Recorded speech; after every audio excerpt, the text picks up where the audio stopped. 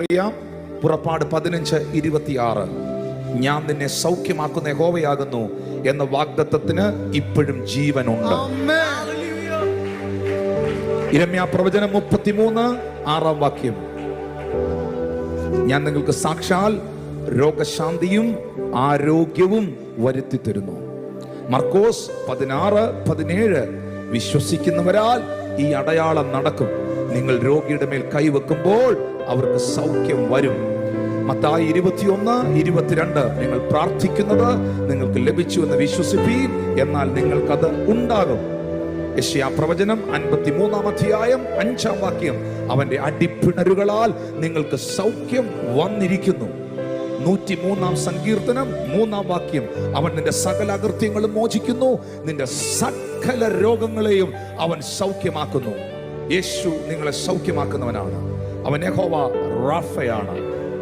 38 വർഷം ബെഥേസ്ദ കുളക്കരയിൽ കിടന്ന രോഗിയോട് യേശു ചോദിക്കുന്നു, സൗഖ്യമാകുവാൻ നിനക്ക് മനസ്സുണ്ടോ? എന്നാൽ കുഷ്ഠരോഗിയോട് യേശു പറഞ്ഞത് എന്നാണെന്നറിയാവോ? മനസ്സുണ്ട്, എനിക്ക് മനസ്സുണ്ട്, ശുദ്ധമാകാം. ഇപ്പോൾ കർത്താവിന്റെ സൗഖ്യം നിങ്ങളുടെ മേൽ വരികയാണ്. രോഗക്കിടക്കയിൽ കിടന്നെന്നെ കാണുന്നവരുണ്ട്, വേദനയിൽ കാണുന്നവരുണ്ട്. യേശുവേ എന്നൊന്ന് വിളിച്ചേ. എന്റെ ദൈവം മോർച്ചറിയിലല്ല, എന്റെ ദൈവം കബറിലല്ല, എന്റെ ദൈവം കല്ലറയിലല്ല, എന്റെ ദൈവം കണ്ണാടിപ്പെട്ടിയിലല്ല. എന്റെ ദൈവം ഉയർത്തെഴുന്നേറ്റ് ഇന്നും ജീവിക്കുന്നവനാണ്. യേശു ഇന്നും ജീവിക്കുന്നു, യേശു ഇന്നും ജീവിക്കുന്നു, യേശു ഇന്നും പ്രവർത്തിക്കുന്നു. ഞാൻ അത്ഭുതങ്ങളിൽ വിശ്വസിക്കുന്നു, കാരണം എന്റെ യേശു അത്ഭുതത്തിന്റെ ദൈവമാണ്. ഏറ്റവും വലിയ അത്ഭുതം, ഏറ്റവും വലിയ സമ്പത്ത് യേശു കർത്താവാണ്. അവനെ നമുക്ക് ലഭിച്ചതാണ് നമ്മുടെ ഏറ്റവും വലിയ ബ്ലെസ്സിങ്, ഭാഗ്യം.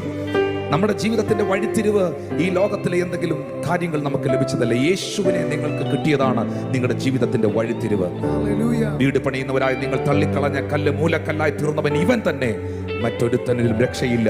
നാം രക്ഷിക്കപ്പെടുവാൻ ആകാശത്തിന് കീഴിൽ മനുഷ്യരുടെ ഇടയിൽ യേശു എന്ന നാമമല്ലാതെ മറ്റൊരു നാമമില്ല എന്ന് അപ്പോസ്തല പ്രവൃത്തി 4:11-12 വായിക്കുന്നു.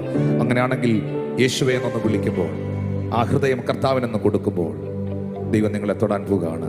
ആകുലവേളകളിൽ ആശ്വാസം നൽകി